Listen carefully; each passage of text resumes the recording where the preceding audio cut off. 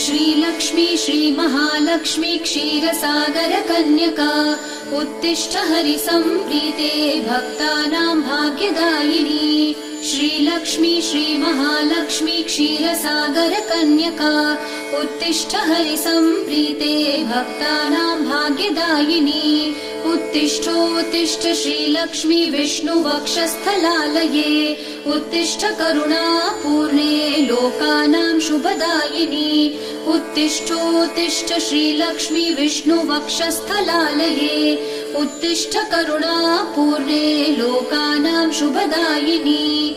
श्रीपद्ममध्यवसिते वरपद्मनेत्रे श्रीपद्महस्तचिरपूजित पद्मपादे श्रीपद्मजात जननी शुभपद्मवक्त्रे श्रीलक्ष्मी भक्तवरदे तव सुप्रभातम्।